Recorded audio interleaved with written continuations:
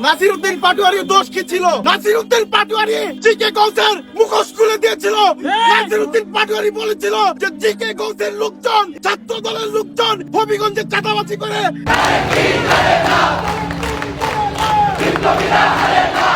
দর্শক, আজকের ভিডিওর থাম্বনেল এবং টাইটেল দেখে আপনারা বুঝতে পেরেছেন আজকে আমি আপনাদের কী ধরনের ভিডিও দেখাবো। দর্শক, ভিডিওগুলো প্লে করার আগে আপনার কাছে ছোট্ট একটি রিকোয়েস্ট, এখনও যারা আমাদের চ্যানেলটি সাবস্ক্রাইব করেননি, নিত্য নতুন ভিডিওর আপডেটগুলো পেতে চ্যানেলটি সাবস্ক্রাইব করে আমাদের সঙ্গে থাকুন।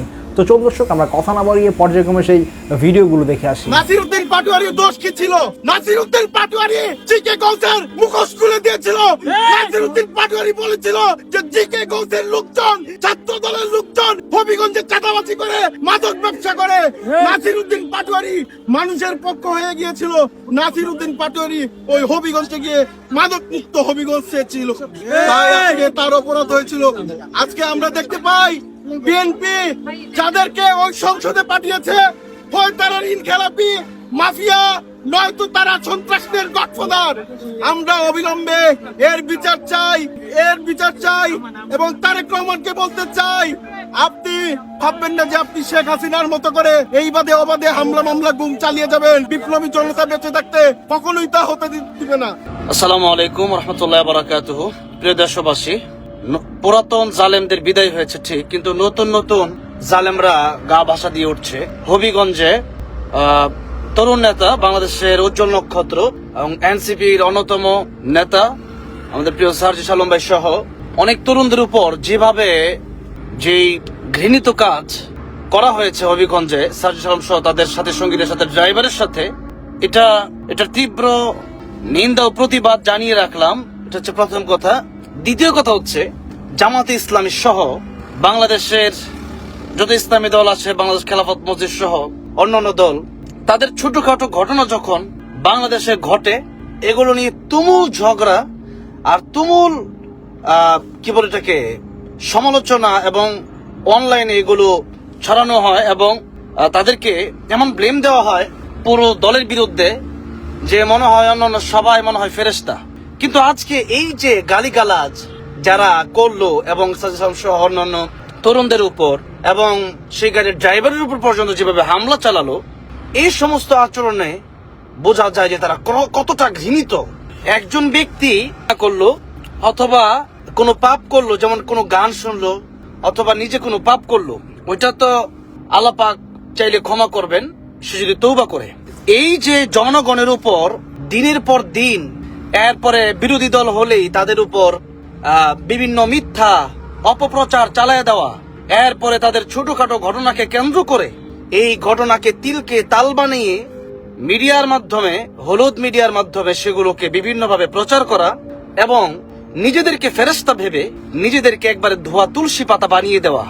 আজকে একটু বলে রাখি মাঝখানে, যেমন সাতক্ষীরার একটা ঘটনাকে বিপুল আকারে ভাইরাল করা হয়েছে, কিন্তু এই যে রাস্তাঘাটে বিভিন্ন আবাসিক হোটেলের কাঠ পড়ে থাকে, বিভিন্ন হোটেল, ক্লাব, এরপরে আরো বিভিন্ন কিছু নাম আমি মুখ দিয়ে উচ্চারণ করতে চাচ্ছি, এগুলো যে চলে, এগুলো তো কারা যায় ভাই? এগুলো কি সব মানে হুজুরা যায় নাকি?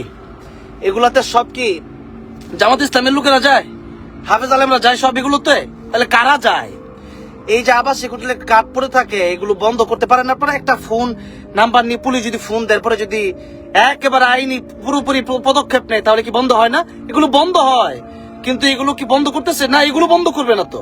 মানে তারা সবাই ফেরেশতা, তারা সবাই দোয়া তুলসী পাতা, শুধু আলেমরা খারাপ আর জামাতে ইসলামের লোকেরা খারাপ আর হচ্ছে কি খেলাফত মজলিস ইসলামী দলের লোকেরা খারাপ, আর তারা সবাই ভালো নাকি? আজকে এই যে এই পরিমাণ গালি দেওয়া হলো, একটা কথা আছে, কারো ছিলে শিলনি খাইলি মোল্লা চিনলি না।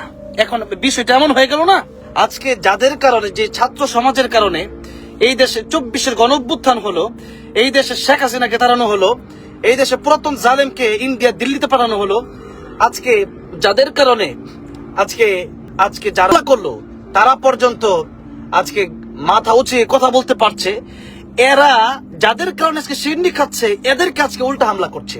এদেরকে বলা হয়, মানে আমি সবাইকে বলছি না, এখানে রাগ করলে যদি কেউ করে, কোন দলের লোক যদি রাগ করে, তাহলে সেটা তার ব্যক্তিগত ব্যাপার। যারা জালেম, যারা জুলুম করেছে আজকে অথবা ইতিপূর্বে এবং এখন পর্যন্ত তারা জুলুম করছে, এবং যারা ফেসিবাদের আকৃতি নিয়ে যারা ফিরবে, যারা নতুন জালেমের আকৃতি নিয়ে যারা ফিরবে, এদের সাথে কোনো আতাত নাই, এদের সাথে কোনো আপোষ নাই, একবারে রাজপথে লড়াই হবে। লড়াই যদি আইনি ভাবে না করা যায়, নিজস্ব দলীয় লোক, নিজস্ব লোক, পার্সোনাল লোক, কাছের লোক, আত্মীয় স্বজন এই সমস্ত কথা বলে যদি বারবার যদি এই দেশে আবারও মানে জুলুম হয়, মাজলুমদের উপর আঘাত আসে, তাহলে এগুলো আইনিভাবে যদি পদক্ষেপ না নেওয়া হয়, রাজপথে মোকাবেলা করতে হবে, রাজপথে মোকাবেলা করতে হবে। আমরা যেভাবে ঘুমিয়ে পড়ছি এভাবে আর ঘুমাইলে চলবে না। আরে ভাই 4-5 মাস হয়েছে ক্ষমতা, এই ক্ষমতা জনাব তারেক রহমান সাহেব ভালো মানুষ, আমার মনে হয় ভালো মানুষ। আমি যতটুকু দেখেছি, শুনেছি, কথা বলি, শুনি, বক্তব্য শুনি, বড় বড় নেতারা ভালো, কিন্তু এই কিছু খেতা আছে, এগুলো নেতা না, ওই যে চিপাই চাপাই এলাকায় ঘুরে দলের মধ্যে নাম দিয়ে রাখছে, এগুলারে মানে কঠোর থেকে কঠোর বিচার করিয়া একেবারে এদেরকে দল থেকে বের করে দেওয়া দরকার। আরে বিএনপি কে তো আমরা পছন্দ করি, বিএনপি কে আমরা পছন্দ করতাম না যে বিষয়টা এরকম না। আগেও তো আমরা বিএনপির সাথে অনেক বড় বড় নেতাদের সাথে কথা বলেছি, তারাও তো মাজলুম ছিল। একেবারে যিনি প্রধানমন্ত্রী, তিনিও তো 17 বছর ফেরারি আসামি ছিলেন, এখন দেশের প্রধানমন্ত্রী হয়েছেন। আজকে যদি এই সমাজের এই যে মানে যেগুলো গ্রামে পাতি নেতা সাথী নেতা গুলো আছে, এদেরকে যারে মনে চায় তারে আপনারা দলে ঢুকায় রাখছেন, এরপরে যখন মন চায় তখন তারা বিভিন্ন জায়গায় চাঁদাবাজি করে, দুর্নীতি করে, এরপরে ঘুষের সাথে জড়িত, এরপরে বিভিন্ন সময় যাকে মনে হচ্ছে তাকে এরকম ভাবে হামলা করে, আর এগুলো কোনো বিচার হয় না। কিছুদিন আগে শুনলাম, মনে হয় এই কয়েক মাসে হয়ে গেছে। তাহলে আগের চেয়ে জুলুম বাড়তেছে, আগের চেয়ে হামলা, আগের চেয়ে চাঁদাবাজি বাড়তেছে, আগের চেয়ে দেশে যানজট বাড়তেছে, জিনিসের দাম বাড়তেছে, ঠিক মতো গ্যাস পাচ্ছি না, সারা দুনিয়ায় তেলের দাম কমতেছে, আর আমাদের দেশে তেলের দাম বাড়তেছে। তাহলে এই যে বিষয়গুলো হচ্ছে, এই বিষয়গুলো আমরা কি তাকায় তাকে দেখবো না? মানরা মিনকুম মুনকারন ফালিগাইরহু বিয়াদিহি। যদি আল্লাহ নবী বলেছেন যেখানে অন্যায় দেখবা সেখানে তোমরা হাত দিয়ে প্রতিবাদ করবা, এবং হাত দিয়ে না পারলে মুখ দিয়ে করবা, তা না পারলে অন্তর দিয়ে করবা। ওয়াযালিকা আদাফুল ঈমান, এটা হচ্ছে ঈমানের একেবারে মানে দুর্বল ঈমান, যেটার পরিচয়, দুর্বল ঈমানের পরিচয় হচ্ছে এটা। সুতরাং আমরা হাত দিয়ে, এখন আমাদের দেশের পরিস্থিতি এত শক্তিশালী হয়ে যায় নাই, শেখ হাসিনার মতো শক্তিশালী নতুন কোন জালেম হয়ে যায় নাই যে এদের সাথে খালি মুখ দিয়েই প্রতিবাদ করব না। আমরা আমাদের ঈমানের সেই স্পিড আছে, আমরা হাত দিয়েও প্রতিবাদ করতে পারি। এরকম একজন নেতা সার্জিস আলম, আমাদের পছন্দের একজন ব্যক্তি, একজন তরুণ, এই কম বয়সে তিনি যেই পরিশ্রম করে যাচ্ছেন এই দেশের জন্য, যে কাজগুলো 24-এ করেছেন, এই পরিশ্রম কি সবাই করতে পারে? আজকে এই যে কথাগুলো বলছি, সমস্ত বেয়াদব উচ্ছৃঙ্খল ফাজিল লোকগুলো ওই জালিমের পক্ষ যা নিচ্ছে, আজকে আমাদেরকে বেগ কমেন্ট করছে প্রচুর পরিমাণে। আমি কোনো দু একটা কমেন্ট আমার চোখে পড়ছে। বা এই কথা হচ্ছে, হবিগঞ্জ আজকে যে ঘটনা ঘটেছে, তীব্র নিন্দা ও প্রতিবাদ জানালাম, এবং মানে এর যদি সুষ্ঠু বিচার না হয় তাহলে তীব্র থেকে তীব্র আন্দোলন করে উঠাতে হবে। যদি সুষ্ঠু বিচার না হয়, আমরা মানে এই যে আমি কোন দলের দালালি বা কোন দলের চাটুকারিতা করে এখানে কথা বলছি না, বরং এই আমরা তরুণ, আমাদের কাজ করতে হবে। তরুণদের পক্ষে আমরা কথা বলবো না, বুড়োরা কথা বলবে, আমরা কথা বলবো।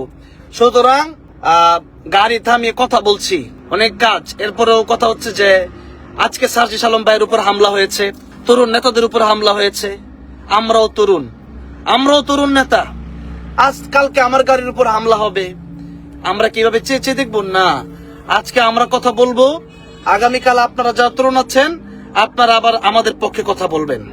এভাবেই একজন আরেকজনের পাশে দাঁড়িয়ে আমরা বাংলাদেশকে সুন্দর করে সাজাতে চাই, এবং নতুন কোন জালেমের ঠাই আমরা বাংলাদেশে দিতে চাই না, নতুন কোন জালেমের মুখ আমরা বাংলাদেশে দেখতে চাই না।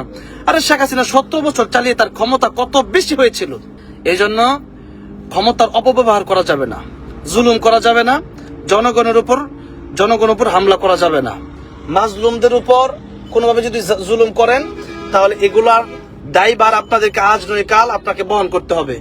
সুতরাং এই আপনারা যা শুরু করেছেন এগুলো আমাদের দেশের জন্য সুন্দর না, এবং আমাদের দেশের যে একটা মানে আমরা নতুন ভাবে শান্তির জন্য দেশে আন্দোলন করেছিলাম, এবং দেশে নতুন সরকার বসানো হয়েছে, এগুলো আবার নষ্ট হবে, এগুলো দেশের ভাবমূর্তি নষ্ট হবে।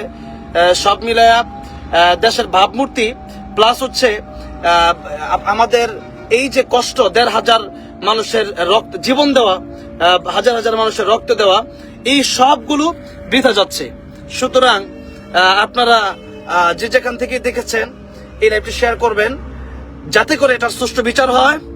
এবং আমরা দেখেছি জামাতে ইসলামী থেকে যখন কোনো প্রবলেম কেউ করেছে তখন তাকে বহিষ্কার করা হয়েছে, এদেরকেও যেন বিএনপি থেকে বহিষ্কার করা হয়, এবং যেন এদেরকে কঠোর থেকে কঠোর বিচার করা হয়। কারণ সার্জিস আলম আমাদের বাংলাদেশকে, যারা আমাদের বাংলাদেশের ভাগ্য পরিবর্তন হচ্ছে যাদের মাধ্যমে, এর মধ্যে অন্যতম নেতা হচ্ছে সার্জিস আলম।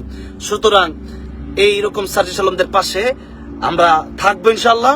এবং এর যদি সুষ্ঠু বিচার না হয় তাহলে এটা দেশের সাধারণ পরিস্থিতি থাকবে না, পরিস্থিতি অনেক গোলাটে হবে। সুতরাং এটা কথা আছে, গরু পানি খায়।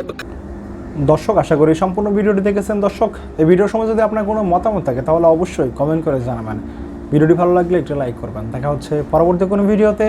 সেই পর্যন্ত সবাই ভালো থাকবেন, সুস্থ থাকবেন। আল্লাহ হাফেজ।